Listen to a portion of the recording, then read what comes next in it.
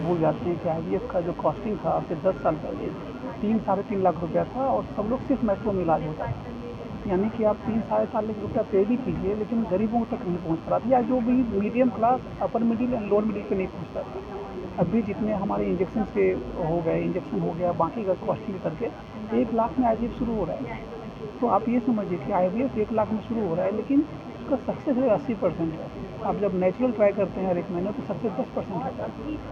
IVF एक वैज्ञानिक इलाज है, इसका सक्सेस सिर्फ अगर 1 लाख रुपये में खर्च शुरू होता है, लेकिन सक्सेस बहुत अच्छा है। मैं आपको ये नहीं बोल रहा हूँ कि आप आईवीएफ ही करवाइए, सबसे पहले कपल को एक बार सेंटर पे तो आए, सेंटर पे आए, जांच करवाए कि उसको ज़रूरत आईवीएफ की है कि नेचुरल भी हो सकती है। बहुत लोगों को, 10-15% लोगों को तो पता नहीं होता कब साथ में रहना, ये समझना। तो हमारा ये कॉन्फ्रेंस का यही मेन जो उद्देश्य यही है कि हम टेक्नोलॉजी को लाएं।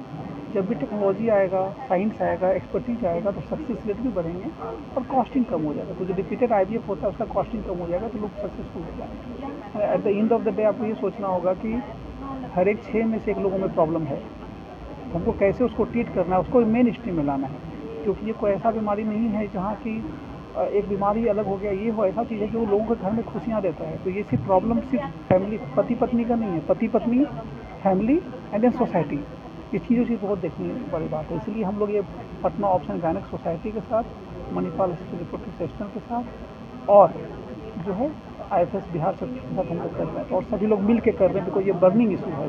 Things from Indian fertility society. मैं डॉक्टर श्वेता मित्तल हूँ, secretary general of Indian fertility society. और जो आज हम जिस कॉन्फ्रेंस की बात कर रहे हैं, जिसे हम कहते हैं आर्टिकुलेट 2024, जो सेकेंड एनुअल कांग्रेस है Bihar chapter of Indian fertility society की, जिसकी चेयरपर्सन हैं doctor Kalpana Singh and organizing secretary हैं डॉक्टर दयानिधि। आई थिंक ये कॉन्फ्रेंसेस बहुत महत्वपूर्ण होती हैं इसलिए कि ये डॉक्टर्स को नई टेक्नोलॉजी से अवगत करती हैं। अब जैसे इस कॉन्फ्रेंस में 2 बहुत इम्पॉर्टेंट वर्कशॉप्स हो रही हैं जिसको हम कहते हैं एम्ब्रियो ट्रांसफ़र, वो टेक्निक जो बहुत ज़रूरी है प्रेगनेंसी लाने के लिए। तो उसकी फाइनल डिटेल्स आज सुबह से डिस्कस हुई हैं।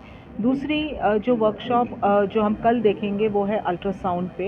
इसके अलावा जो हमारे मेन कांग्रेस के कई मुद्दे हैं जो डिस्कस हो रहे हैं, जैसे आईवीएफ में हमें आज भी पता है कि प्रेगनेंसी रेट 100% सक्सेसफुल नहीं है, तो हम क्या नई टेक्निक्स यूज़ कर सकते हैं, किस प्रकार से उन समस्याओं का हम समाधान निकाल सकते हैं, वो डिस्कस हुआ।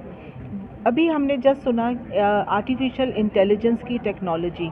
अब ये टेक्नोलॉजी फ्यूचर में इतनी आम हो जाएगी कि वो शायद हर आईवीएफ सेंटर में उसका उपयोग होगा, चाहे हम उसको अंडे के सिलेक्शन के लिए यूज़ करेंगे या भ्रूण बनाने के लिए करेंगे या फर्टिलाइजेशन के लिए करेंगे, या जो भ्रूण बने हैं उनमें से हम बेस्ट किस प्रकार से आर्टिफिशियल इंटेलिजेंस से सेलेक्ट कर पाएँ, उन टेक्निक्स को हम यहाँ पे डिस्कस कर रहे हैं।